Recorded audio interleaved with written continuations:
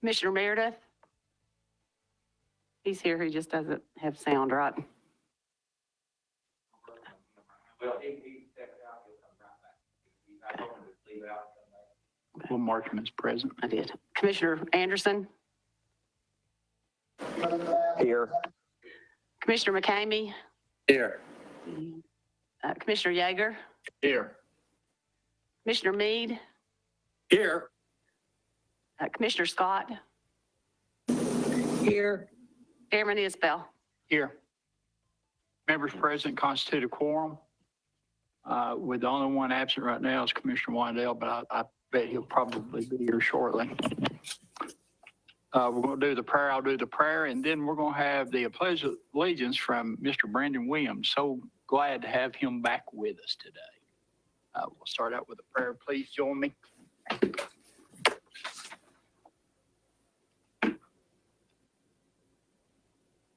Father, I come to you today asking for your continued guidance in making this group of leaders a source of testimony to both our family and the people of this great county. Father, trust in you grants us all the grace and blessings to handle our responsibilities. So God, continue to intervene in our lives and grant us the grace to continue our leadership with your guidance. Thank you, Almighty God. And in Jesus' name I pray, amen.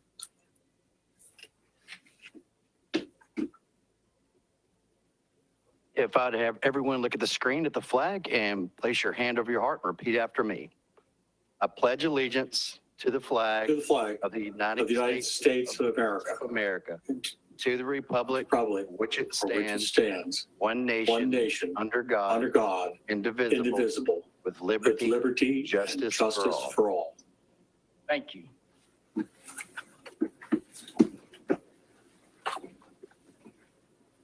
Next, we have the approval of agenda. Commissioner McCamey, did you want to add something? Yes, we had a resolution from the mayor that was handed out today. I'm not sure if everybody got a copy or not. But it's requesting funds from the state for the senior center. I'd like to add that under new business. Also, the formation of a redistricting committee to go about redistricting county commission districts. Okay. All right. And also under old business, I still want to do some of the COVID update.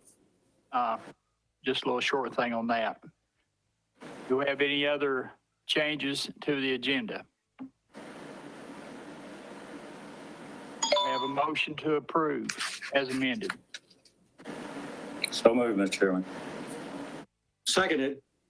Have a motion second, discussion. Call the roll, please. Commissioner Meredith? Yes. Commissioner Anderson? Yes. Commissioner McCamey? Yes. Commissioner Yeager? Yes. Commissioner Mead? Yes. Commissioner Scott? Yes. Commissioner Wandell? I have to abstain. I didn't hear what the discussion was. I just got on. Okay. Chairman Isbell? Yes. Motion passes. Next, we have the appearance of citizens. We have anyone out there in the virtual world that would like to speak? Seeing none, we have none here. We'll continue on. Next is we have our BSO Community Award. And this is Leon Jaquette. And we all know what a great job that he does for us and for all the veterans of Anderson County and throughout the United States. He's helped people in Texas and West Virginia. When you got people reaching out to you from other states, you know you're good at your job. And I just want to recognize him for that award. And I know that that Commissioner Wandell has always been a big fan of yours as well. as well as all the commissioners. If you don't mind, just say a little bit about the award. All right. Thank you for the invitation this evening, commissioners. About 3 weeks ago, Lyle Allen from the Knoxville Vet Center came by the office, and he comes by every so often, drops off information, and we talk about my referrals to the vet center for counseling services. And he wanted to present to me this Distinguished Community Partner Award for the services and the assistance that I provide to our veterans and referrals to him or his staff over in Knoxville for counseling services for post-traumatic stress, family counseling, or anything else they may have going on. And I probably on a pretty regular basis refer 3 to 5 people a week almost for services over there. And in addition to that, because of the support I get from the commission, I have my office in Oak Ridge, and I've worked up a memorandum of understanding with the vet center in Knoxville, and one of their counselors uses my office at the Oak Ridge location as a need for counseling services for our veterans who don't want to drive to Knoxville or are unable to get to Knoxville. And he meets them on a one-on-one basis at my office in Oak Ridge. And we've been doing that now for about 4 years, and it's really worked out and helped our veterans out where they don't have to travel to Knoxville and deal with some of the traffic over there. And I just appreciate all the support from the county commissioner and all the commissioners, and really appreciate the ongoing efforts. I mean, I tell everybody every day, this is the second best job I've had in my lifetime. And I've been doing this job now for almost 13 and a half years. And I plan on being here for at least 10 more. And we'll think about it after that. Great. Has anybody got anything they want to say to Leon? Yeah, Commissioner Meade here. I've been tracking him for years, and he's done such an incredible job. It's hard almost to describe all he does. And we get he gives us a wonderful report that people on the Veterans Committee, he supplies a wonderful report at the meetings and in writing to all of us. And he just stays consistent, even during all this COVID stuff. He's found a way to get around the obstacles and continue to do his job, basically to the same extent and sometimes more than during non-COVID days. So I really congratulate you, and want you to know that we all appreciate the wonderful job that you're doing for the veterans of Anderson County, Tennessee, and to some extent, the entire United States. Thank you, sir. Or should I say, thank you, Chief. Commissioner Wandale. Thank you, Mr. Chairman. I appreciate you putting this on the agenda tonight. And, Commissioner Meade covered it very well. I know Commissioner McCamey, he was instrumental when we got this thing all started many years ago. And I'll just say that, Leon, first, congratulations. That award is well deserved as any other awards that you haven't got, because you deserve every one of them that could be got, in my opinion. And of all things I've been part of on Anderson County Commission, I can tell you, Leon, that this is the best of them all for far as I'm concerned, and taking care of our brothers and sisters and the veterans. And you go way above and beyond, and I can't thank you enough. Yeah, money is important, but more importantly, we don't know how many lives you probably saved. And I can't thank you enough for that. And I appreciate the county for bringing you aboard when they did and taking that investment. It wasn't a risk, it was an investment, and it paid off. So thank you. Thank you, Mr. Chairman.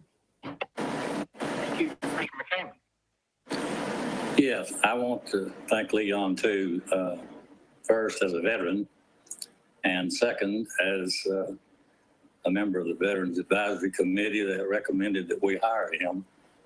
He sure has made us proud. Thank you, Leon. Thank you. You know, it's time like this and different times we'd stand up and give you a standing ovation, but I think we're going to do it anyway.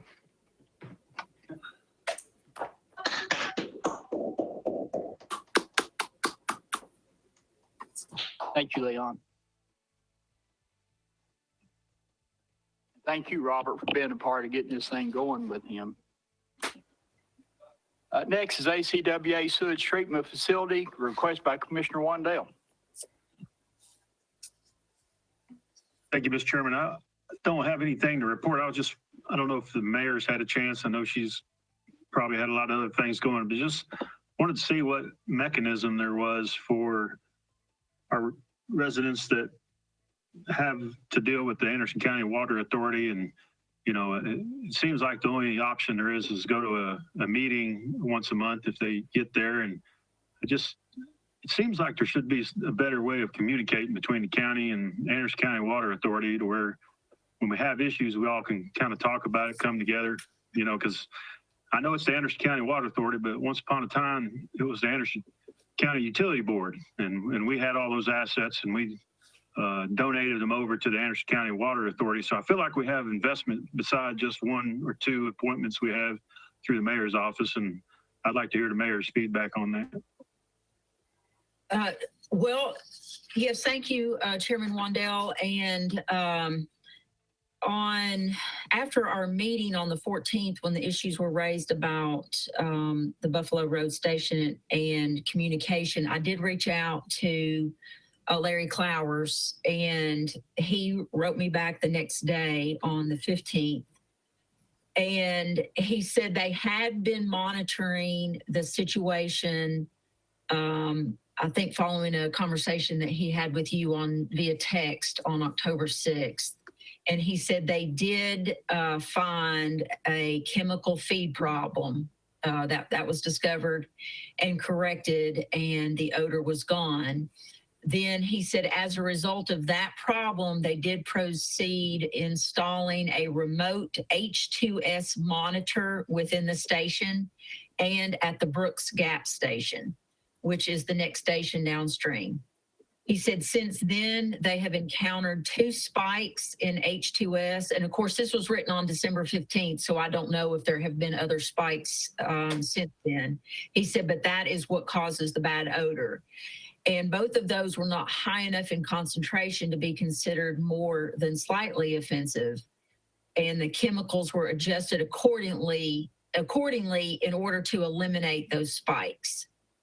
And he wanted to be clear to say he is not blaming anything at all on CUB. He said, but there is also a CUB station within 50 yards of ACWA's station. And he said on occasion, they have found their station to be the cause. And he wanted me to convey to you all to be assured that they take all of these complaints very seriously. But he also said it is very critical and important that folks do let them know when there is an issue, because then that enables them to quickly get out there. You know, I mean, like if the time passes, then it's 2 days later, they may not know that there was a problem. He did say they do have the answering machine. If folks will just give the details, if there is an issue or something, they will go out and it enables them to track it. But also on this particular occasion, Ricky Rose is now the chairman. So he passed this along to Ricky as well. And if you like, we can add to the county website the contact information for the Water Authority, as well as who serves on the board, and their contact information, or the chairman. So I know the chairman often rotates, and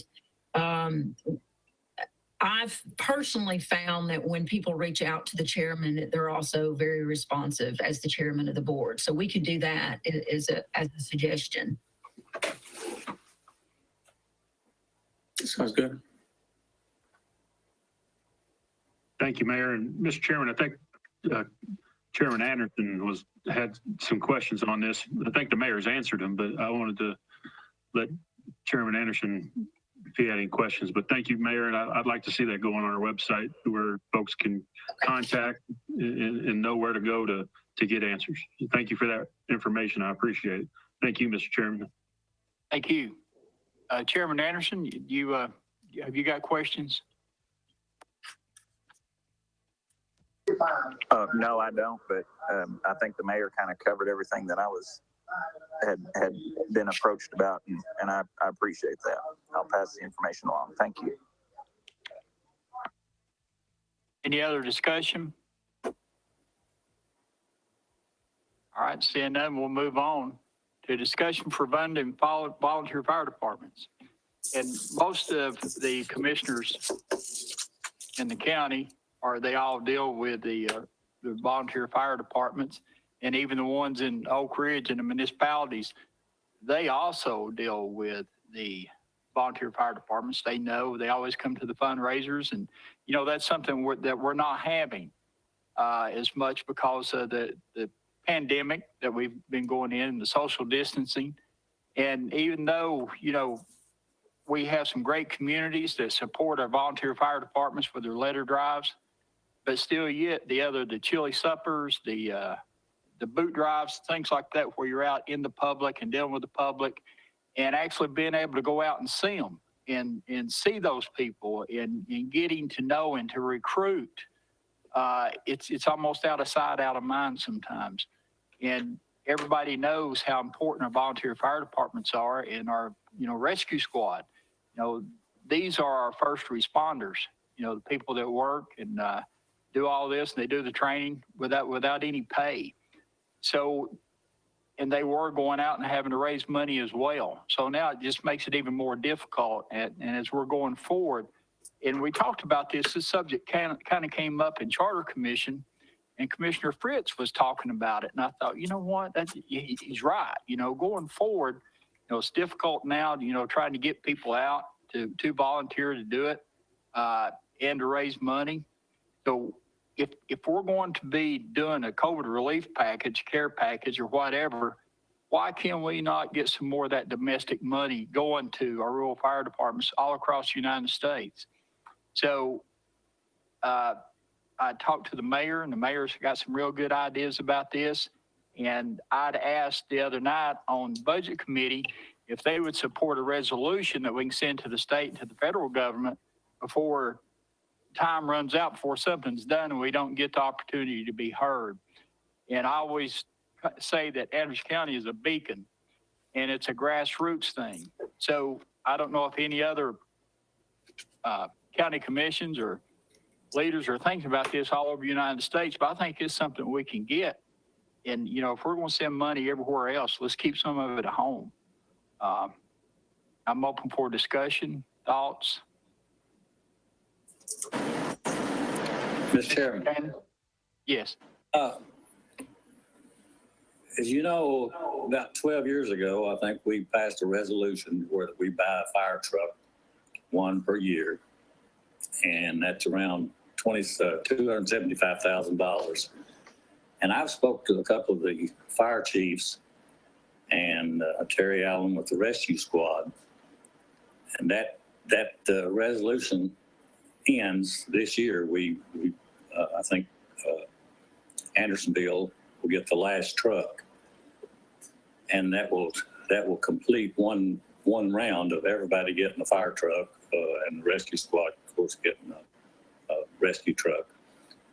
But if we're going to fund $275,000 a year with the 10 departments that we have, including the rescue squad, they would prefer, the ones I've talked to have $27,500 per year for each department for operating expenses. They pretty much have the equipment that they need and just turnout gear and that type of equipment that wears out. But if they have to wait another 10 years to get a truck, basically Andersonville, I think, is the last one, but it'll be 10 years before they would get another truck if we renewed that resolution.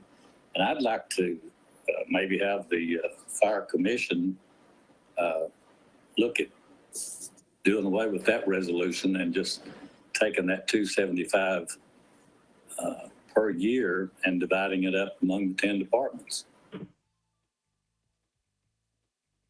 And we've talked about that before when I was on fire commission and then when they had the chiefs meeting, we had talked about that. But now, instead of every year, it's every 2 years. Yeah. So that started, so it's actually 20 years before you're going to get a fire truck. Yeah, we, back during the, sort of budget crisis we had, we decided to do half of a truck each year. And really that was in violation of the resolution we passed because it was a 10-year resolution to do one per year. But we cut back just to save money in the budget and made it a 2-year. But I agree, we've, the last 2 or 3 years, we've had to wait 2 years and put in half the money. But our fund balance seems to be in good shape this year, and I don't see why we couldn't take $275,000 after we get Andersonville their truck and then start doing that on an annual basis, $27.5 in addition to what we're already giving them for, their insurance and utilities and things like that they have that are ongoing every year. And like you said, the fundraisers have almost come to a stop. You don't see very many boot drives anymore.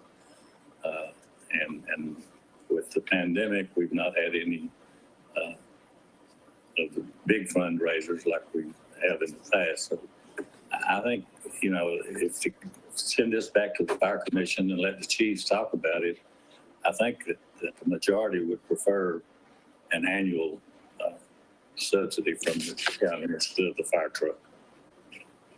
I understand, but what we're talking about tonight is support of a resolution in trying to get, that's what the budget committee supported unanimously, is to do a resolution to send to the state and to the federal government saying, hey, don't forget, when you're putting this money out, don't forget about our rural fire departments all across the United States.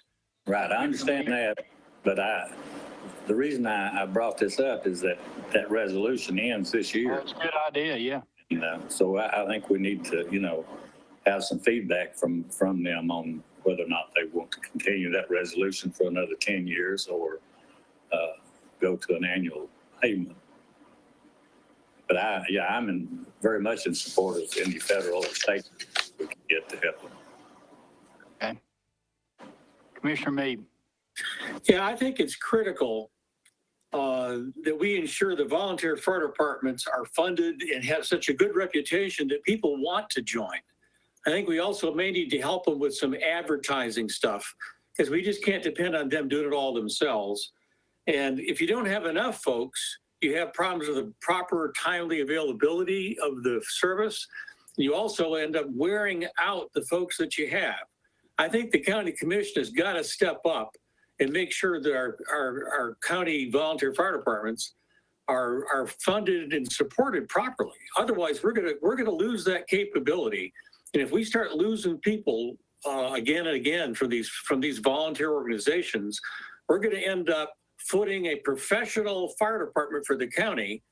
And the numbers I've heard for that is on the order of $5 million a year. I think that we've got people that would like to be in these volunteer departments, but they need to be funded and supported and trained in a way that makes them proud to be there. Otherwise, it's going to end up going away. So I support the first thing that was talked about as far as doing a resolution to see that the local volunteer fire departments are not forgotten by the state and the feds. And I also support going ahead to ensure that this funding, either the $27.5 a year or at least an extension of the trucks. I think we may need to extend the trucks, give them some more flexibility on how the money is used when they get it, is going to be needed in addition to some annual funding of some kind. Thank you. Yeah, Commissioner Meade, sitting on the Medford Volunteer Fire Department Board, we talked about that, about the funding being done that way, and they can actually purchase their own fire truck and make those yearly payments out of that money.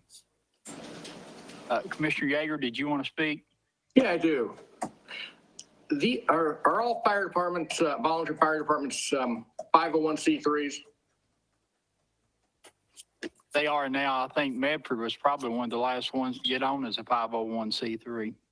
I would like to see, just for accountability purposes, their 990 tax returns. So to make sure that, since we really don't give money to nonprofits anymore, this is about the only ones we do. And I'd like to see some accountability on how they spend this money if we do go that direction. Right. And their annual tax return is called the 990, and I think we have every right to see that every year. Okay. All right. Commissioner Meade, did you want to make that a motion to? Well, I think I was seconding those first two motions, and you can make the third thing I discussed, the third motion that I would support and make a motion for.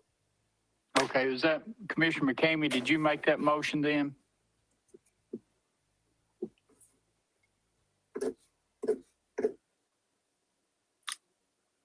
Commissioner Meader, I believe that's what we heard. I hope he's still around, and I would second his motion.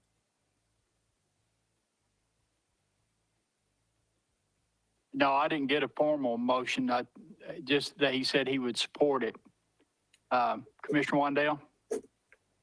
Mr. Chairman, if it'd be okay with Commissioner Meade, I'm certainly not going to step on his motion if he's got one in play, but I was wondering if we can make a motion and to send to the Fire Commission these requests to review the COVID funds and the fire truck resolution and the funds needed going into the future. And then maybe let them meet and discuss and come back to us and we can put a plan together. But Commissioner McCamey's back on. He may want to address that first motion he had if he had one. Okay. Commissioner Wandale, the only thing about the COVID thing is I wanted to get it before they got their package signed, you know. Then I'm in favor of doing a COVID one ASAP. Any chance we can get some money, I'm in for it. Okay. And Commissioner Meade, Commissioner McCamey, do you agree with that we'll go ahead and do the resolution, then send these other things to the Fire Commission? Okay. So that's his motion. And Commissioner Meade, you second that? Okay. I do. Commissioner Scott? I was simply going to say, I think that right there makes more sense than, you had Robert McCamey stepping forward requesting to do this resolution, and the next thing you knew, we had 3 motions on the table. But yeah, I think it should go back to Fire Commission. Let them, talk about it and come up with a plan. Okay. Any other discussion? Because what we're going to be doing is, Mayor Frank. Yeah, I'm willing to work with Lynn and on your resolution for the COVID revenue interruption resolution, if you would like. Okay. I had discussion with Mayor Frank today about this. She had some really great ideas on how to go forward with this and to get it, to the feds and to the state because there's, state money available and federal money available. And I appreciate her input on this as well. Any other discussion? Yeah, just one more thing I was just going to say on this.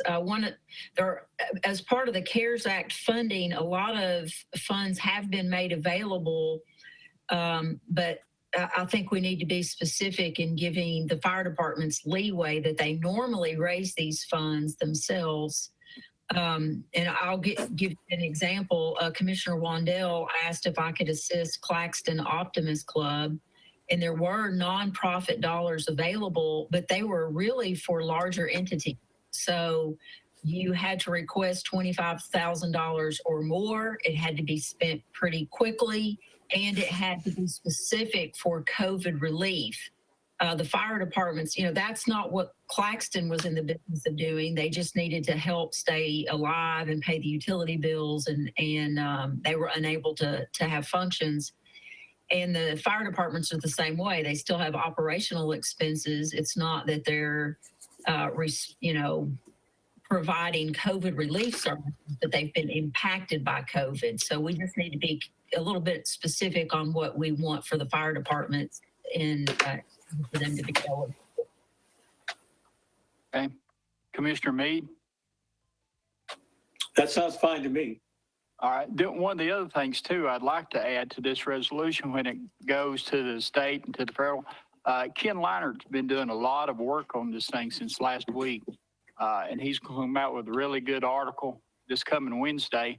I'd like to see that article attached to that goes to the state and to the federal, so they can see, you know, we've got this, you know, local newspaper guy that's put all this stuff together, and I appreciate the job he's done on this. Okay, I'm getting nods that you're okay, Commissioner McCamey and Commissioner Meade. That's correct. All right, Commissioner Wendell. Any other discussion? So this is a resolution, then a motion to send to fire commission. So we're actually going to do two. Call the roll, please. As we come on, the FBI and the Secret Service now investigating tonight. Mr. Meredith, do Yes. you want to speak?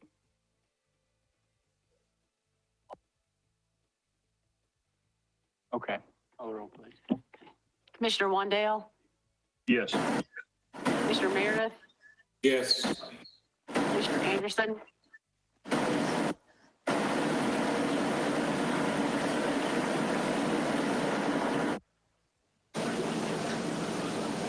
Commissioner McCamey, Yes. Commissioner Yeager, Yes. Commissioner Meade, Yes. Commissioner Scott, Yes. Commissioner Isbell, or Chairman. Thank you. Thank you for your support, as always.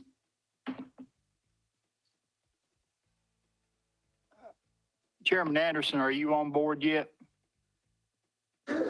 Yeah, I was trying to vote yes. Sorry, I was having some technical issues. Okay, thank you. Next is heavy traffic on Lovely Bluff Road and Hillville Road. And I think Jay Yeager is going to speak on that. Thank you, Mr. Chairman. We have gone ahead and contacted the State Patrol.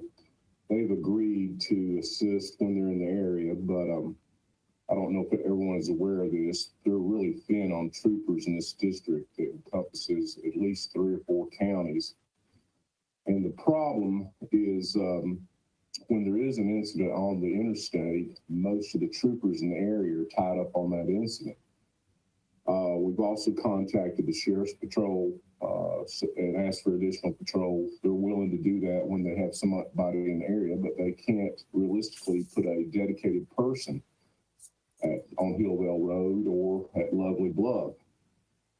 Spoke with Mr. Long. Gary, as always, has agreed to help. He said he'd ride the area and see if there's any additional signage opportunities that we can put in place, and he'd be glad to do that. I had a good discussion with Chief Shedley at Rocky Top, and he's experiencing the same thing. And a lot of the detoured trucks not only use Lovely Bluff and come around to Hillville, but they also use 441 and try to cross the dam, but also come down 25W, and I believe that's the preferred route going back into Clinton, and it's just stopping traffic up in Rocky Top. But he did come up with an idea that he's trying to find a portable sign. He's looking for some grant funds. This is the type portable sign that you may have seen DOT uses, that's pulled behind vehicles, put on the interstate, that you can put a message board on, exit, use this detour route. We may be able to help him with that. He's exhausted avenues for funding on this, but that may be something we can utilize there to assist us in this resolving this issue. I've also spoke with Mr. Roger Alley. He's the individual that's been complaining about this most, and he sent some pictures to myself and the mayor last week of tractor trailers on Lovely Bluff, which is definitely, there's no doubt, a traffic hazard. They have to take up 2 lanes on many of those dangerous curves, plus coming up Hillville Road. But if you've been up Hillville, you know there's a problem, because once the trucks pass our sign there where the last driveway, the entrance into Walmart is, that's like the point of no return. There's limited possibilities or opportunities to turn around. Most of them have to go all the way up to Peach Orchard and turn around Hillville Baptist. So we may have to put some additional signage there, maybe some flashing lights or something to reroute traffic. But this is going to be an issue we're not going to be able to completely eliminate. We just don't have the resources and manpower, neither us, the State Patrol, or Rocky Top, to put a dedicated person at these locations to stop tractor trailers. It's very difficult to do so. Mr. Alley has volunteered to be deputized and write these tickets. I don't think that's going to work. That's up to the sheriff's discretion. And most of our reserve deputies, they don't operate alone. They ride and assist the deputies on duty, and they don't ride by themselves and issue citations or anything like that. So they have to go through all the required basic training, and that's probably not a viable option. But again, that's totally up to the sheriff to do. We've also, Mr. Pruitt in my office looked up how we notify the mapping companies, and it's a pretty extensive process. There's actually 10 different mapping companies that we need to notify. And what we were thinking about is just to identify Hillbell Road and Lovely Bluff as non-truck traffic, which it is. We've got it posted, but they sneak by and try to steer all the tractor trailers down to 25W and Clinton, come up Main Street. But we can go ahead and move in that direction. But I think what I wanted to impart on you tonight is there's not an easy fix. There's really no way to take care of this issue 100%. Some of the vehicles are going to get through. There's no doubt about it, just because we don't have the resources to put manpower at the north and south location. But we'll continue to try all these avenues and see what we can come up with. Everybody's willing to help. There's no doubt about that. Everybody understands it's a high-risk issue, and we don't want any of our citizens getting hurt or meeting a tractor trailer head-on on Hillbell or Lovely Bluff or even 441. But we'll continue to work on this issue with our partners, and I'm sure they'll do their part. But we may want to think about a portable sign, like we talked about, like Chief Chevrolet spoke about. That may be something that we can put on the interstate, maybe one or two of these, and maybe talk with DOT to see if they have any extra surplus that we can buy at a reduced price, or maybe look at that opportunity and have the sheriff's office move those out when there is an accident, either north or southbound on the interstate between exit 122 and exit 129. Chief Shetterly says here lately, most of the accidents have been northbound between 122 and 129, and not necessarily southbound, but we know we have seen a lot of accidents southbound also. But it's going to continue to be an ongoing problem, and all we can do is do our best to resolve it with additional work and with our various partners, and hope for the best. But there is no 100% fix to this problem. But I'll continue to work with Gary and the other law enforcement agencies and see what we can do. But we're at an issue where we just don't have the manpower to place officers at both the north and south locations where the tractor trailers are getting off. We just have to do our best to approach it in various facets. But anyway, any questions that I can entertain on this issue?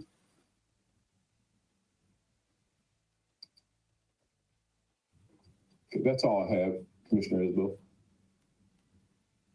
Thank you, Jay. Really appreciate that. And I know DOT's got some signs on the interstate too that they could probably, keep posted on there. And when we have those heavy traffic conditions, that's not usable for commercial traffic or something. Commissioner Wandale? Thank you, Mr. Chairman. I probably can't do this, but I was just curious, cut down on manpower and only use them for commercial traffic. Jay, could we consider getting a camera to where we could catch them going one way and the other and just get the tags? And then, is that something we could consider? That's a great idea. In fact, if you look at the Walmart, we've got a new camera set up. Sheriff Parker spoke about that. I think it was last month at County Commission. We've got a new camera there, and we can maybe post one on the north end also, but that's a great idea. And that I think that the location there at Tanner Lane has 2 cameras on it. But thank you, sir. Very good idea.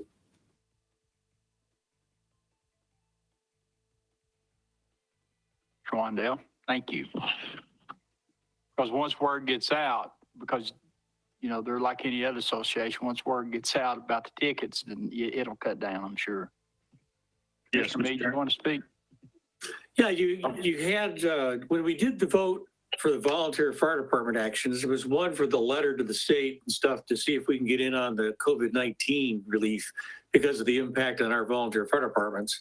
But then we had a second resolution, but I think a motion, but I think we only had one vote. Was that one vote for both motions? Correct. That was correct. And Okay.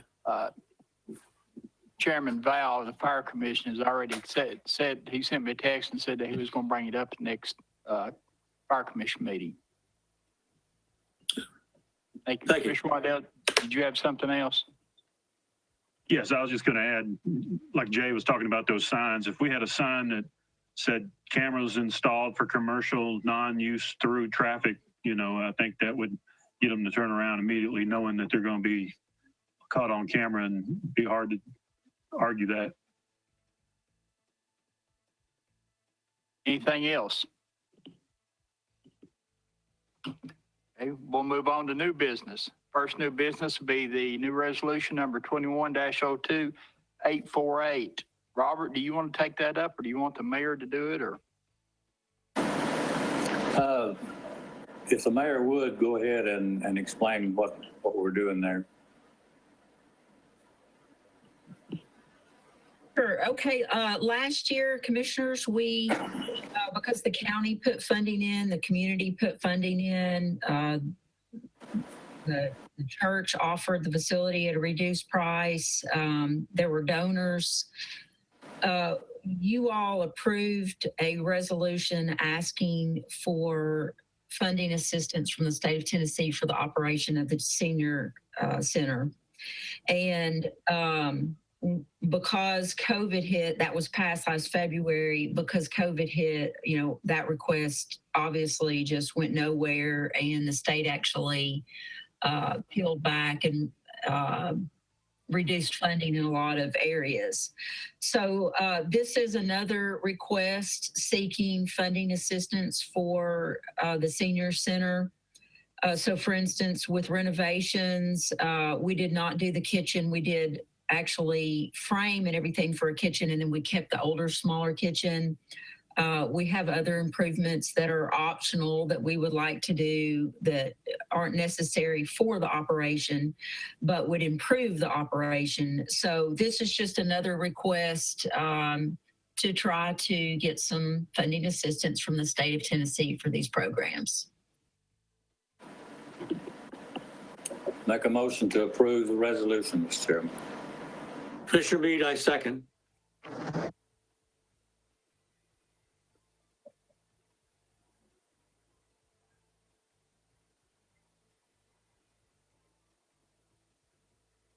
Commissioner Wandell, Yes. Commissioner Meredith, Yes. Commissioner Anderson, Yes. Commissioner McCamey, Yes. Commissioner Yeager, Yes. Commissioner Meade, Yes. Commissioner Scott, Yes. Chairman Isbell. Motion passes unanimous. Next is the email for county business request to read receipt from the receiving party. Brian, would you want to come up and speak about that? And first of all, what I want to say is thank you very much for everything that you've done this weekend. Put in a lot of time, and the effort that you have put in before has helped us tremendously from suffering a big financial woe. And I can say that I sit on a NACO standing committee for cybersecurity, And so I've been trying to keep in touch with Brian and what he does and what they're talking about from NACO. And I've actually sent that committee some suggestions that we come up with right here at Anderson County that I think that they're going to start doing nationwide. But I just want to give you accolades for the job well done, what you've done this weekend. I appreciate that. And then on this read receipt, what happened is last month, there was a much needed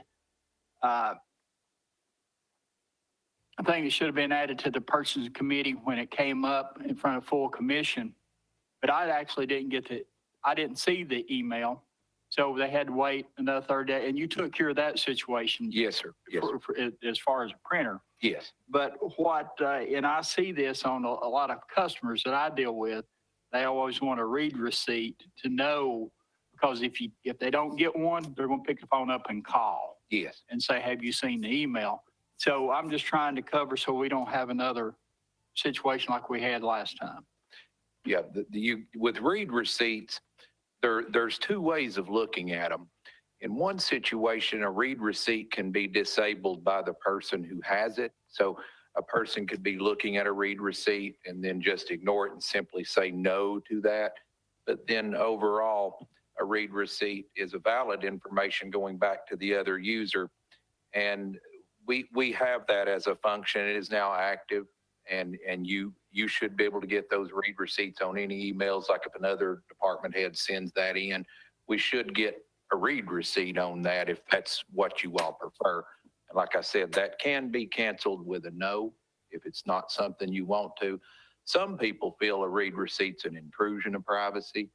I really don't feel personally that, but there may be other department heads. But as it stands, if you feel like it's an issue, just say no. But otherwise, most of the department heads, I think, probably like that feature. So that is now, and that'll help, I think, you all with some inter-office communications and some collaboration. But another thing we have to be careful of, like with what we were talking about, the read receipts, do you want to go into that about what we experienced? Is that what you mean? I want to make sure Yeah, I don't know if we want to, go into that right now. Yeah. Probably at a later date, we might want to do that. Yeah. And then one of the other things we could do too, and I spoke with our secretary, Annette, is if she's included Yes. on any of these requests like that, if it's something out of the ordinary, if it's got a time issue, time constraint, please add Annette to it, because she'll call me and say, hey, did you see so-and-so? And I really appreciate that. Yeah, absolutely. And I just want to say, we won't go too far into it, but as a group, if you feel like you're not getting what you're looking for, or something didn't show up, or you feel like the other person didn't receive it, I think we should, as a group, try to reach out to that person, call that person, text that person. I think that communication aspect is valuable, because that person on the other side may have had no idea. They may have had no idea that mail was coming at them. And if you rely wholly and 100% on an email, well, that in a way you might be setting your own self up for failing. So I would request, if it's that important, please reach out.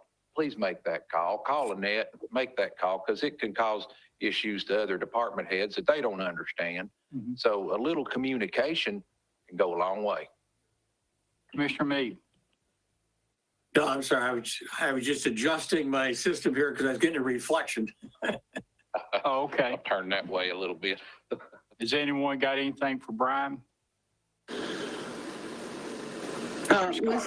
Yes, thank you. I would, not only would I like to send kudos to Brian, Thank you. he's gone above and beyond. Thank God we have an IT department. I mean, for the folks that had to go through the ordeal a few years ago, I mean, he could have saved us a lot of headaches back then. A lot of wasted time would have been recovered, or not even gone that direction, let alone the amount of money that was involved in safeguarding all of the employees and their records and so forth. I mean, I I have a lot of respect for you, Brian. You may refer to yourself as the nerdy guy, but by God, we're lucky to have you. Thank you. You know, about 5 or 6 years ago, I kept making the comment that, you know, look, I work for Y12 Federal Credit Union, and they're telling us we're getting on an electronic highway and we need to be prepared. And one of the things that I would like to see us have in place is an agility system where every employee gives HR their cell phone number that they can be reached at. And by God, if there's an issue like this between IT and HR, they would be able to send out a text message to everybody in the county that says, don't open any emails, period. Your emails are shut down temporarily, to allow him to be able to go in there and fix it, as opposed to the people who are responding to these emails and hitting reply all. So not only are they sending a response that says, I'm good with it, and they're telling, 15 or 20 other people, but they're telling whoever's on the other side hacking our system, that these are good email addresses. So I'd like to see that. I guess I would even go as far as making a motion to send back to our technology board or committee, or however it's phrased, IT committee, that they get an agility system set up between HR and IT for situations especially like this. But hats off to you, buddy. Hats off. Thank So you. you're very welcome. But so, Mr. Chairman, I guess if it's fitting, if I can make a motion for that to go to the IT committee. Definitely. Second the motion, Mr. Chairman. Thank you, Robert. I mean, I think it's really important, especially when we've got, systems out there that are available to the public to say there's a tornado, 63 miles away and heading our direction. This would be something good to immediately notify everyone. So yeah, thank you very much, Robert. Thank you, Mr. Chairman. Thank you. If I might add, when we get into a situation like this, what we were experiencing Friday evening, luckily my staff was still there. Had it been a few more minutes, it would have been a different situation. But we were able to get a few people involved to open their doors, unlock it, give us access so that we could remediate the issue that was occurring. But overall, if we had a fundamental process of communicating, it would have, I feel, prevented the whole issue anyway, because we could have reached out to one another if someone was reaching out for help. I mean, we all have to realize nobody's going to do that. Nobody's going to send out an email for help like that. That would be like calling or emailing the fire department that your house was on fire. It's not reasonable, but our own human nature sends us in that direction, and our compassion sends us towards trying to help other people. But these hackers and these evildoers look to that as a way of attacking. They've put the logistics together to figure that if there's 10,000 emails they send out, there's 5 of them they're going to respond to it. And then it just becomes a matter of logistics and numbers on how many they send out into the world. So it's like a guarantee. They send this out and they know they're going to get a return. I want to make our staff and work with them to understand what to look for, to how to do these things without having that fear. There are better ways to do some of this. And I agree, Teresa, if we had some system, I was talking with Regina Copeland earlier today. She was of the same opinion. If we could just have a system that's not to the entire county, but internal staff, directors, officials, and department heads, it would make any type of situation that we just went through much more, I guess our response time would be quicker. And when you're dealing with computers that are doing milliseconds and nanoseconds, it's a good thing we react as fast as we can. But I feel like we did a good job. I think this county is a wonderful county that works together when they know something's happening. We all fought it and we won. Other counties around us have not been so fortunate. And most of that is, I will put due to the diligence of the officials here and the commission and the mayor and the different ones who have worked together as a team to make sure that the IT department has what it's needed to accomplish this. And I say kudos around to everyone. Nobody knows what tomorrow holds. The bad guys are aware we're here. I think what happened without having that means of communication to be able to reach out to one another easily may have put us in the spotlight some to these bad actors. And it appeared to be China that was tormenting us. And then by way of TikTok, by the way, I have found some newer information later this evening that was part of the catalyst in bringing some of this to us was TikTok app. I have since blocked all of that activity on this county site. I don't know of any actor or director that needs TikTok.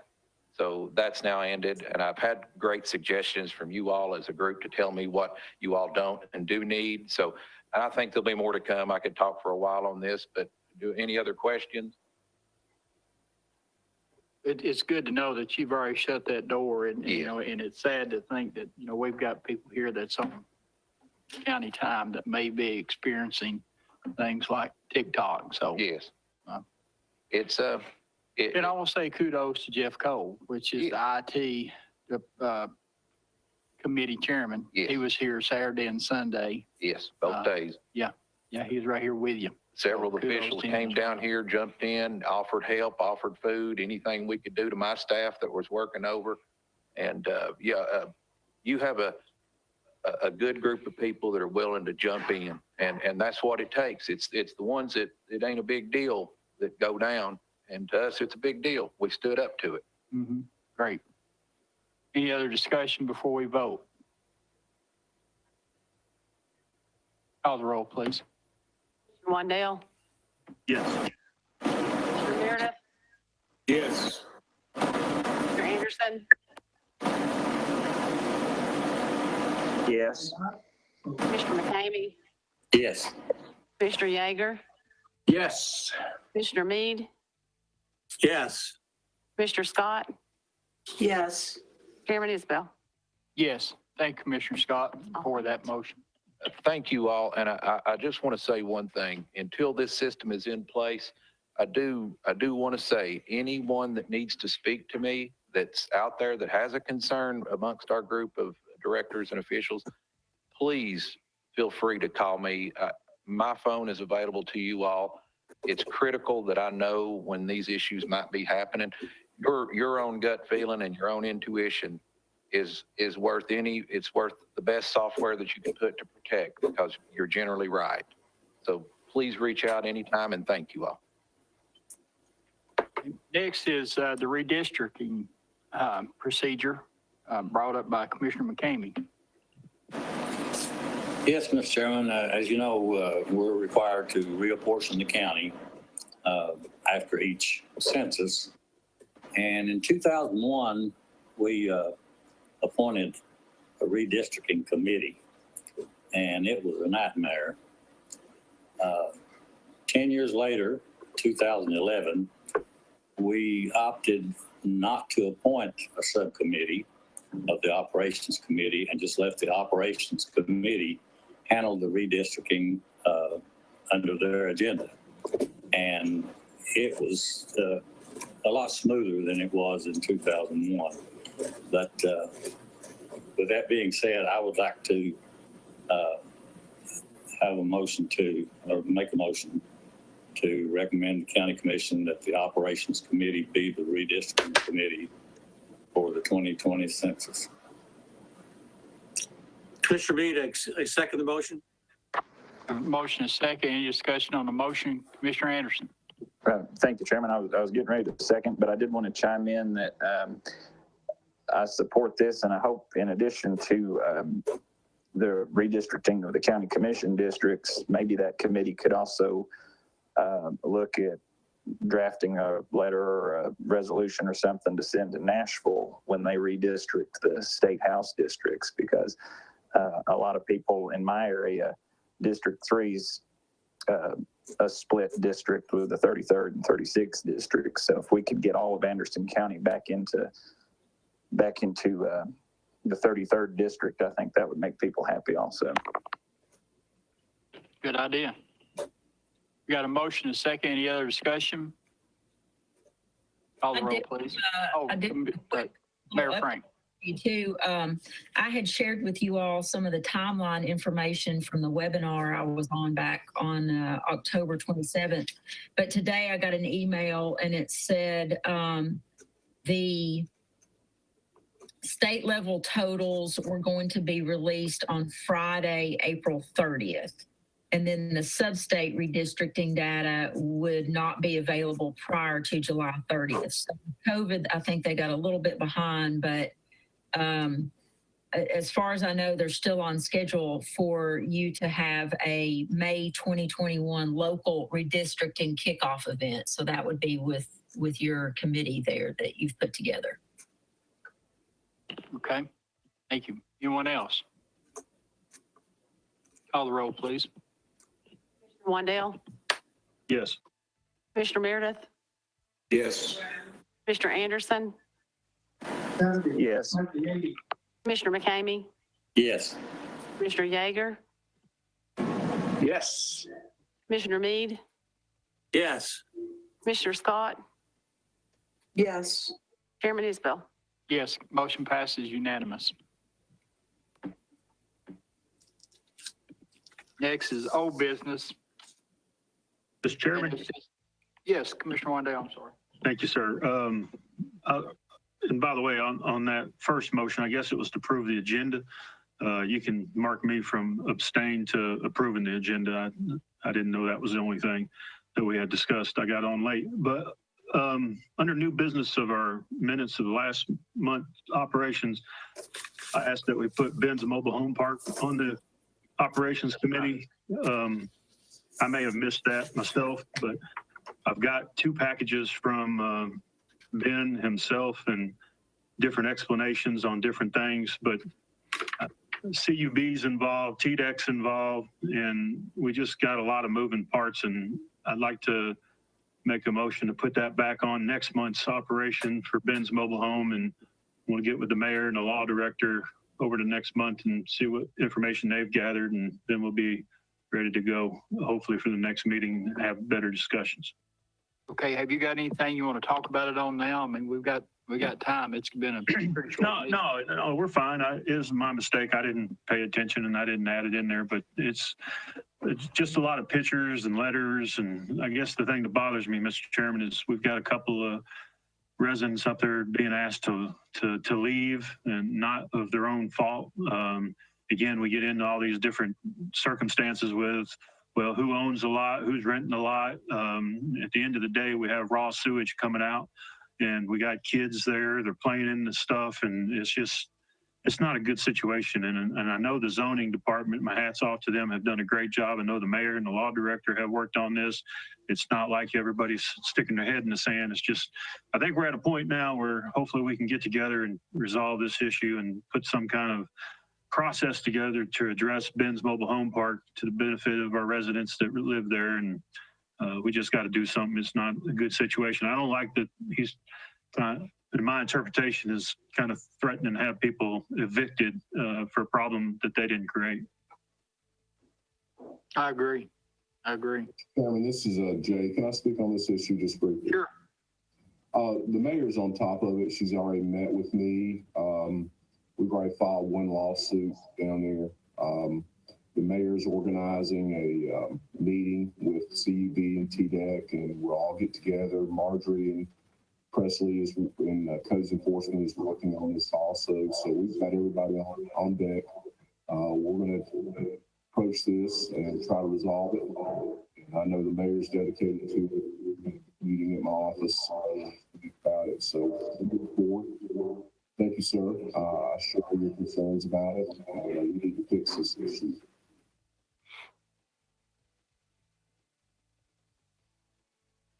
Mayor Frank, Go ahead, Commissioner Wendell. Thank you. I didn't mean to cut you off. And Jay, thank you for that update. If any meetings come up, if I can be in them, I'd like to be there. I'd like to sit in. And Jay, did you get any packages from Ben's in the mail as well? I guess we all did, probably as commissioners. Yes, sir. I got a packet here today. Yes, sir. Okay. Thank you. I appreciate that update. Go ahead, Mr. Chair. Mayor Frank, did you want to speak? You lit up there for a second. Oh, no, Jay addressed it all. We have been working on it. And yes, I believe it's important for the commissioners from the district there to be involved too. So we had a whole list of, all the heads that we need to put together to solve the problems and find some solutions moving forward. So. Okay. All right. Thank you. Anything else under new business? One more thing, Mr. Chairman. I hate to kind of ask about this, but it usually works best here. Commissioner McCamey, Jay, and the mayor, what about that East Wolf Valley Convenience Center? Have we bought the property?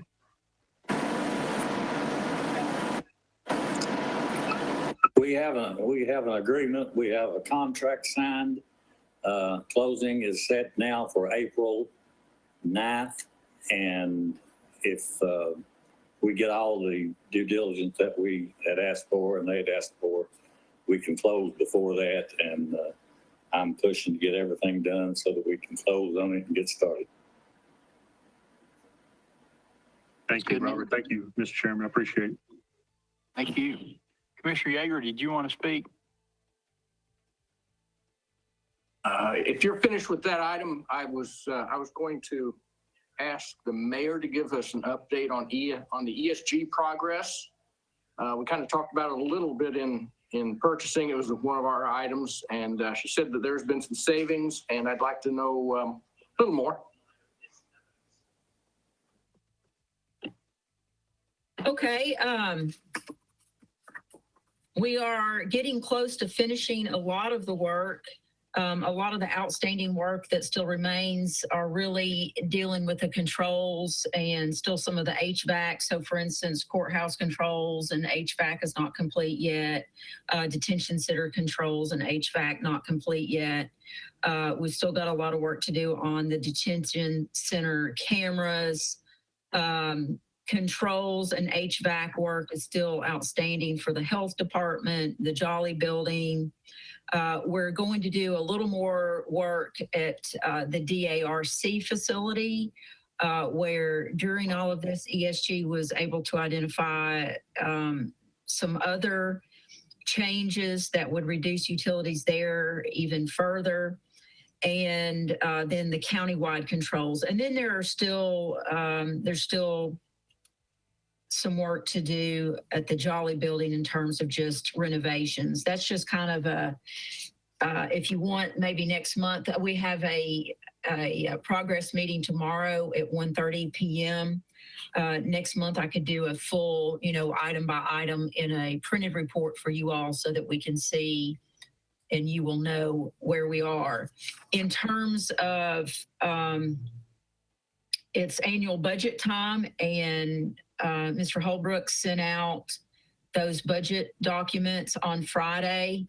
And so in standing up Roger's budget and looking at what he needs to do for next year, just already in ESG with utilities, and this is February of 2020 to February 2021, the changes, we have already seen over $67,000 reduction in the utility bills. And you have to understand that's with the controls are not in yet. We haven't finished all of the HVAC work yet, but a lot of it has been put in place and has been put in place at different stages over time. So it's obviously working like it's supposed to, and we'll have finer reports for you as we go along. But that's just a high level view there. So for instance, in electricity it's in different pots. So you've got 3 different facilities. You've got 29,758 in one, 12,415 in savings in another area. Natural gas down 3,100. in one area at DARC, and then, and again, we're still going to do a little bit more work over there, and then gas for the courthouse and the Jolly building, and part of DARC. So this might be a distinguishment between Dickens Building and DARC. I'm not sure. Is $6,000, and then water and sewer. We're looking at 14,800 in savings so far. So we're moving in the right direction. Is the additional DARC the other wing? Are they going to do that other wing, or what's the additional work for that? So I think, just in terms of utilization, once they got in there and they were in there working and they see how everything works with the boiler and the various units, I could get Roger to brief you all on that, because I'm not going to pretend that I understand all of that HVAC terminology. But essentially, what they were able to do was show us some engineering that would further save money now that they see how everything flows in there. I think Jay looked at that as well and went over that with Roger. But I'm not very literate, and I don't want to get on here on TV and screw this up. But I do know the bottom line, which is it would mean more utility savings. Okay, I'd just like to ask Annette to put that on next month's operations, and if you can have a little further update then. Yeah, do a written Thanks. report. All right, thanks. She's got it, Commissioner Yeager. Thank you. Good idea. Anything else before we move on? All right, we'll go to the COVID-19 discussion. Are you ready, Brandon? Okay.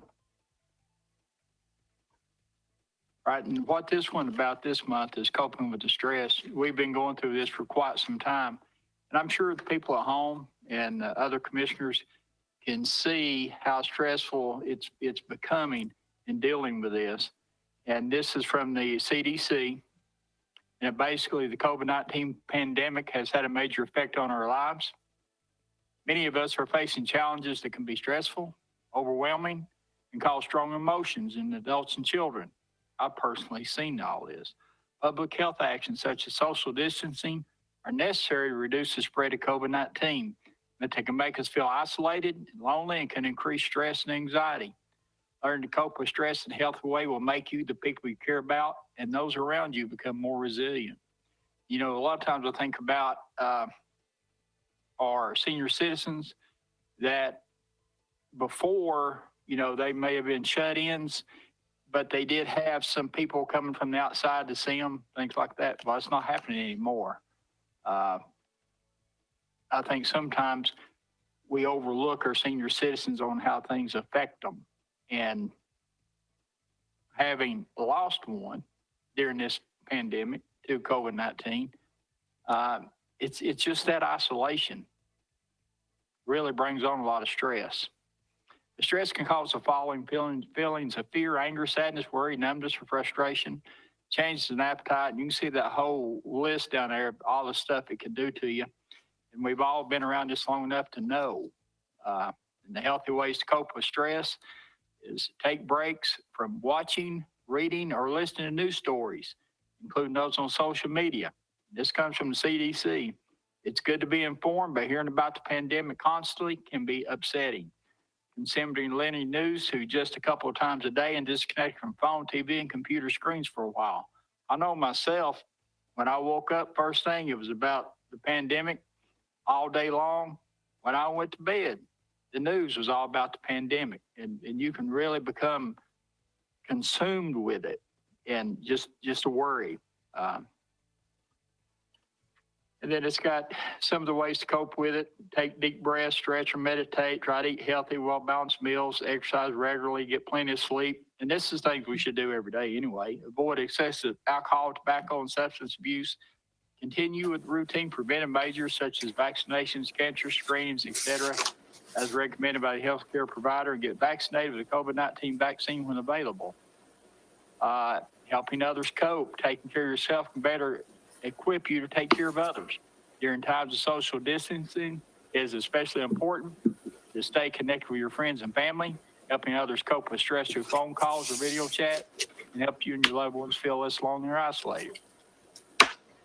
Has anybody got anything they want to speak about? Commissioner Meade? Yeah, another thing that there's more and more studies and more data coming in has to do with vitamin D levels that people have in their bloodstream. It's been found that people that have the recommended levels of vitamin D in their bloodstream, that's in a nanograms per milliliter, okay, but the vitamin D, you can get your blood tested by your doctors. That doesn't cost too much.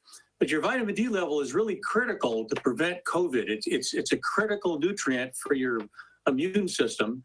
It's really the reason we have winter time flu and stuff epidemics, because people don't get enough vitamin D. I just read a study that was done across a number of countries that showed that people with vitamin D levels in the teens or 20s, when the very minimum FDA recommends is 30, those are the people that have most of the deaths and serious cases, and people that have their vitamin D up to 50 to 80 nanograms per milliliter have literally no deaths and have much more mild cases and quicker recoveries. So people, if you have no idea what your vitamin D levels are, it might be good to check. And in any case, they recommend that during winter time, particularly, people take at least 5,000 international units of vitamin D, which is kind of the standard that they put in the pill, especially you can get it for the drugstore, Walmart, or any place. And so this is something I don't hear much being talked about, but it's now there's more and more talk online about how this makes a very large difference. I have a son-in-law that went in, and his levels have been kept up around 50, and he was diagnosed and found positive, and went home 3 days after he was tested. He went home and is doing perfectly well. And so that's kind of an anecdotal thing, one person that I know personally. But there's more. If you look online, you'll find there's more and more data about the importance.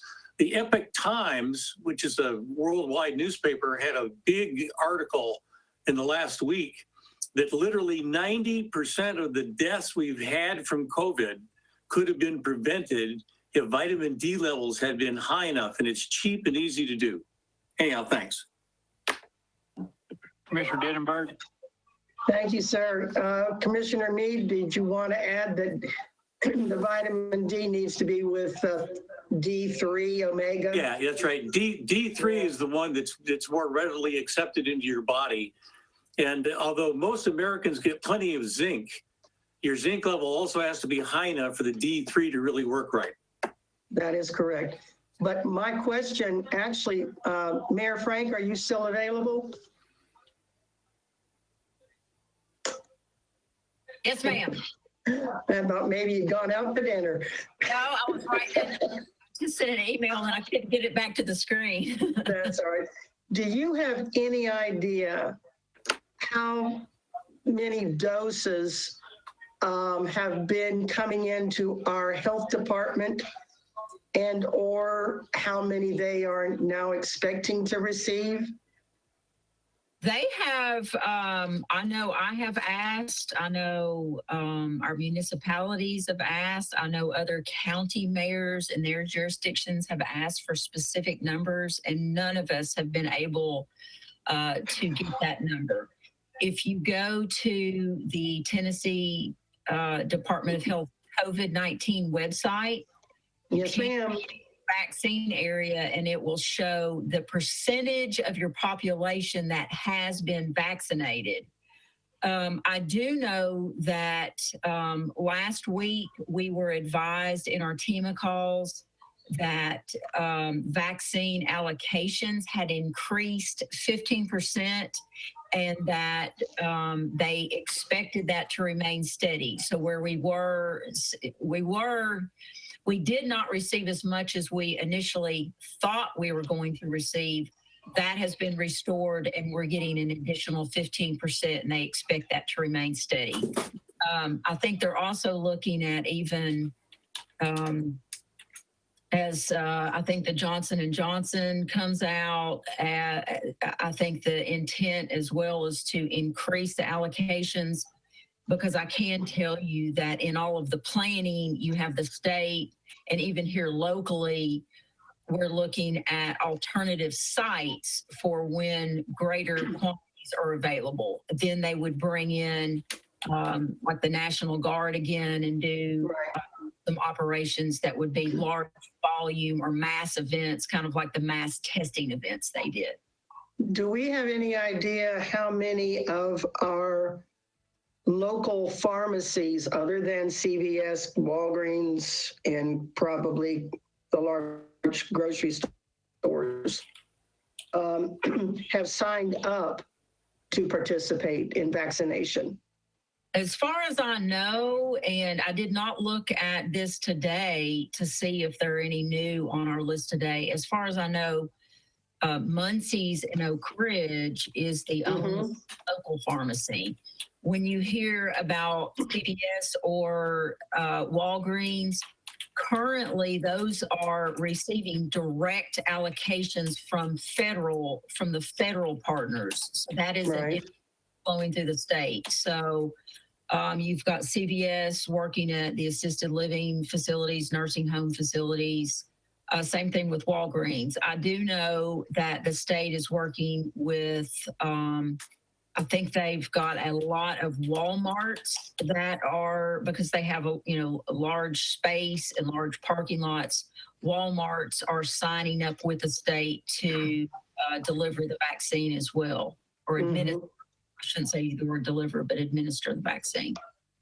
Well, I had conversation last week with Mark Watson, and talking with him about possible underserved communities here, obviously in the city of Oak Ridge, but we also were talking about there must be others,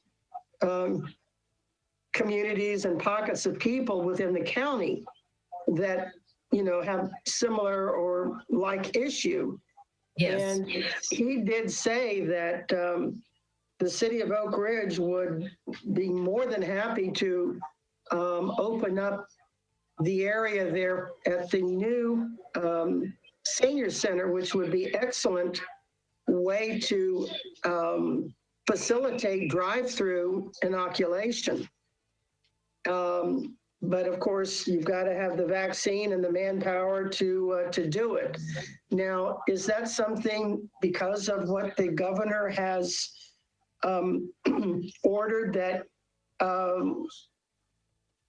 in order to organize something like that, do we have to go through our county mayor, or is that something that we can just work on and discuss with you as it comes up? I really don't know about that process. I could definitely ask. I've got a TEMA call tomorrow, and then I can also reach out to Charles at the health department. I did pass along because the Oak Ridge Fire Department, Mark Watson had said that they were willing to administer. Again, this is the challenge has been, we've got lots of folks willing to do it. And I mean, even as an example, Mayor Waters in Sevier County, I mean, they were all ready to use Dollywood. And I think there's a large volume of vaccine that finally becomes available. They're going to be doing that. So, but I will find out more about the process of, once that becomes available, what that process is for standing up another location. Well, thank you very much. And thank you very much, Mr. Chairman, for letting me speak. Anytime. Thank you for your input.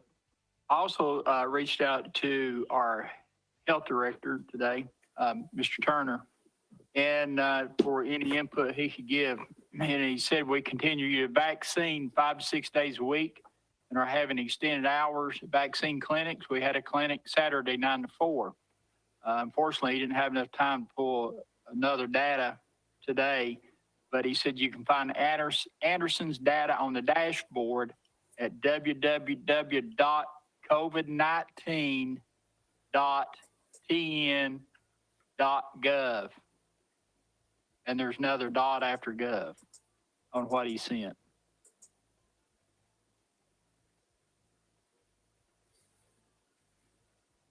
Anything else? Mr. Chairman, Yes.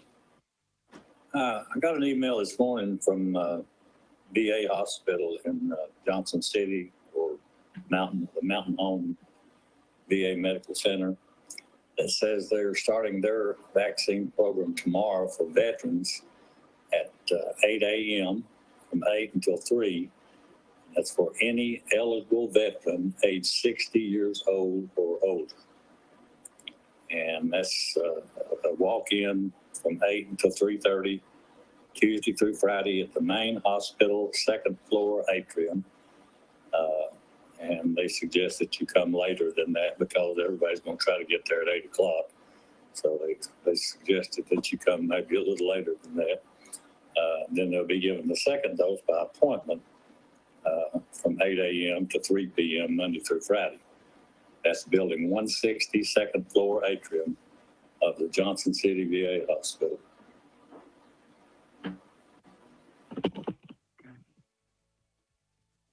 Jay, did you have something you wanted to add, or did you want to speak or anything? No, sir. I'm sorry. I was going back and forth with some emails, but I'm fine. Thank you. Okay. All right. Commissioner Meade, have you got something? I seen your mic's lit up. Okay. I just didn't turn it off. I can nice, quiet location. I have one more thing, Mr. Chairman. I don't know if you as commissioners have received complaints on the amount of litter. As you know, because of COVID and not having the inmates out, the litter is building up, not just here in Anderson County, but in other counties. And so I wanted to let you know, we supplement our litter program with some contracted services. And I basically communicated with Solid Waste and let them know, let's just burn the rest of that contract out and go ahead and get a lot of that litter picked up. And then I'll probably just come back to you if this continues to go and maybe request another $7,000 or $10,000 or something like that. But it is looking bad and it is building up. So I hope you're agreeable that I moved up that timeline where normally we stretch that out over the scope of a year. So I just wanted to share that with you. Yeah, that was the topic on Wish last week. And actually, I seen an older gentleman out on 25W with a shovel. And, yeah, just cleaning the stuff off the side of the road. So, yeah, people are really starting to notice it. Yes. And then something else I know we've gone long, and I just wanted to bring this up just as a real quick note that I shared with Budget Committee. One of the things that, if you would like me to look further into it, when we talk about debt or funding big projects, a lot of times the reason we issue debt is because we don't have devoted capital project funds or capital outlay funds. And so one of the things that I was looking at, because we have experienced a large amount of growth with the sales tax, and for the county, we don't, it's not as much as the municipalities see. But one of the things that we could look at is back in 2006, the county increased the sales tax, the local option. And what was set up at that time, I can't find it in a resolution, but what happened is we split, by law, you have to give the schools their portion. And then you all can make the decision what you do with the rest. So for instance, there's another county on one of my mayor's call where all of the extra sales tax goes to tourism, as an example. Some counties, it all goes to the general fund. In Anderson County, we split it. So it's schools, highway, and then the remainder goes to the general fund. And one of the things I suggested at Budget Committee is maybe revisiting that, or maybe even looking at it on an annual basis. And as I shared with them, I want to be clear up front, my goal is not to take funds from highway. But what I am saying is maybe you have a new discussion about what that, maybe you cap that amount. So for instance, for about 9 years, that amount was at 315,000 was what was budgeted. And they came in there, there were a couple times a little less, a couple times some more. But then when you had the new legislation kick in with the internet sales tax, you went from 315 to realizing 439. Then you grew from budgeting 315, you grew to 519. And then 2019, 2020, you saw they moved the budget up in the budget process to 439, but they realized 872,000. So that's a $433,000 increase. So I want to be clear, I'm not saying we cut them. But maybe you say, okay, what's a reasonable cap? And then you as commissioners could take those funds and do something, maybe increase it to the general fund or allocate it to special projects or, fund some of the fire trucks. But I'm just saying it might be worth looking into. I did reach out to Jay to see if he had that resolution, and he's got to go to his hard files on how that was split. But we can't find Regina or Robbie or Leanne or I can't find how you came to determine what that other sales tax portion split was. So I just thought maybe it was time to look at it again. Commissioner Scott? Thank you. Yeah, I think it's a good idea, Mayor, to, look at the allocations. But one of the things we've got to keep in mind is for the past year, we've got a lot of folks who are getting unemployment monies. And I mean, me working at the credit union, we're already getting ready for the windfall per se. There's going to be a lot of people filing bankruptcy, a lot. And it's not only those who have been unemployed, but the folks that have been unemployed getting these checks, they haven't had any taxes coming out. It's been up to them to put money off to the side for when their taxes become due. And we're going to have a lot of people that are going to be financially strained and stressed when it comes to paying their property taxes. So even though we're seeing, somewhat of a windfall with the sales tax revenue because everybody's ordering online, I would hate to see us jump the gun and look at ways to spend what we may indeed need to fall back on in months or even in a year's time. And I'm in complete agreement. That's why I just was off the top of my head suggesting you hold them harmless so you can lock in, what they receive. But then maybe you as commission create a formula. If you go above, then that extra goes to pot A or pot B. Not that you necessarily budget for receipt of it, but that if it goes over whatever that mark is, then it becomes, kind of like your rainy day fund, only it goes, you have to set that up, Right.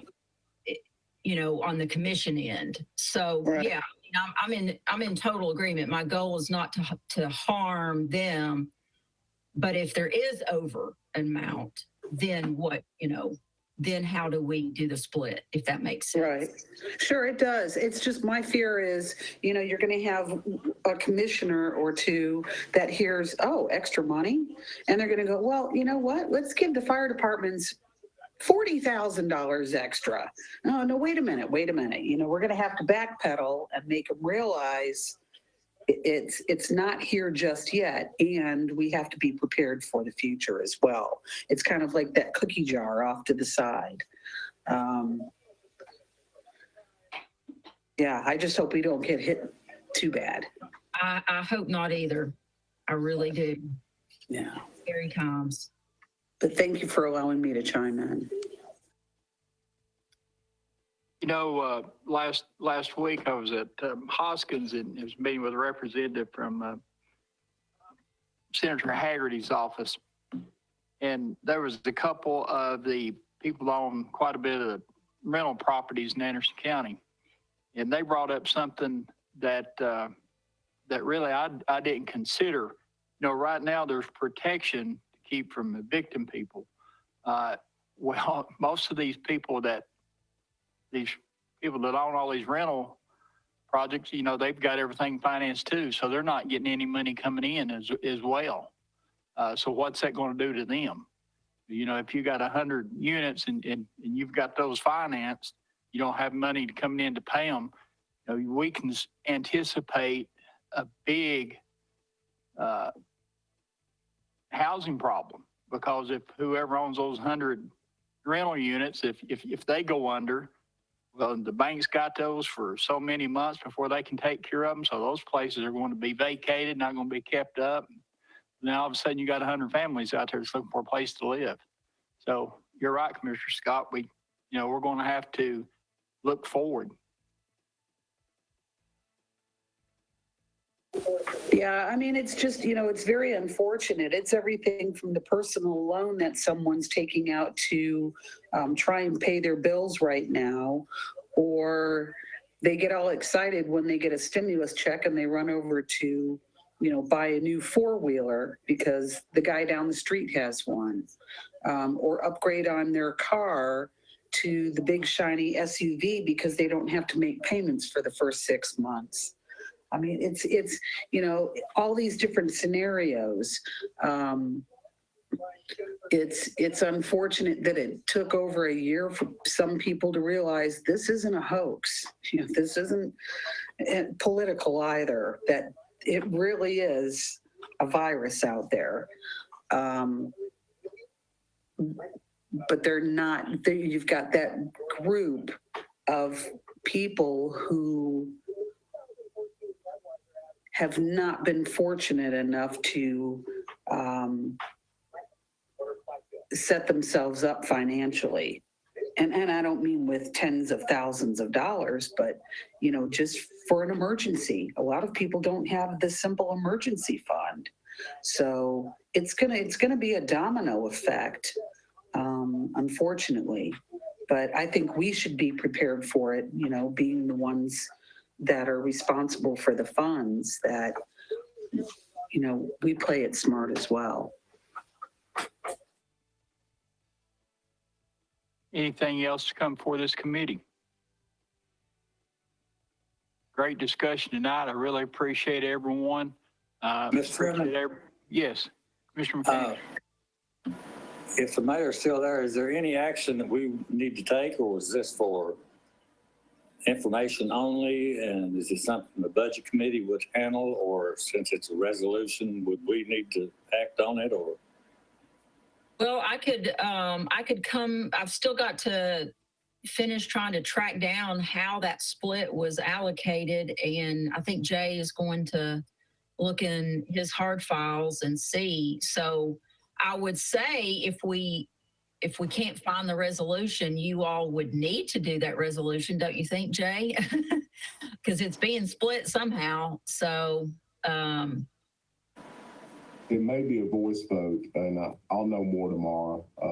But let us check our hard files. But you saw what I have on the computer. We just don't have it here on the computer, but it may be in the hard files. I'm anxious to look at the file where I had that request from Mary Murphy. That obviously had a resolution attached that she had done with assistance of CTAS. So I should be able to find that tomorrow, and I'll forward it on to you, and we'll know where we're at on the issue. Do you want, would it be proper to have a motion to put this on next month's agenda? I think so. If so, Mr. Chairman, I'll make a motion that we place the sales tax resolution on the agenda for our March meeting. I'll second that. And motion by Commissioner McCamey, a second by Commissioner Scott. Any discussion? And I just asked our Secretary Annette what she was looking for. She's looking it up in the commission minutes as well. And yeah, her and Leanne both are looking it up. When Jay made the comment about Mary Murphy, you know, she wrote everything down. You know, if you guys can come up with some close date, Annette, I hate to say this, but kind of go digging through the books and files, and there's got to be, she kept Post-it notes on everything. Yeah, You that's know, what I Annette mean- and Leanne both is doing now. Yeah, so I would say the information is locked up in that room, in those cabinets in the back. We have the date where I responded to her about approval to form of a resolution that she had sent over. But this was in 2004, so it's off a couple of years, but I didn't have the scanned copy of this resolution. Obviously, CTAS had put it together, but I'll find that tomorrow. I'm sure we'll have it in our hard files, and I'll send it to the mayor. But I believe that what the course of action the mayor's recommended, if we can't find a resolution, we definitely need to do one. So we'll know exactly. This may have been handled by voice vote at a county commission meeting, and but we need to do something and get it on file as to the division on that sales tax money. Okay.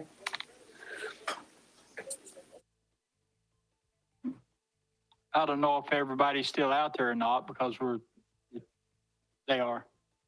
Okay, everybody's still out there. All right. We have a motion and a second. Any other discussion? Speak up because I can't see anybody's mic or anybody if anybody else wants to speak.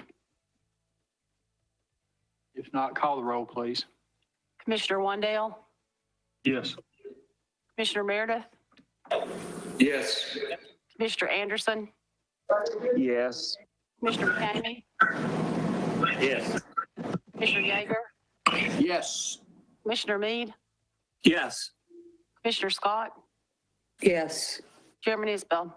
Yes. Motion passes unanimous. Is there anything else to come before the committee?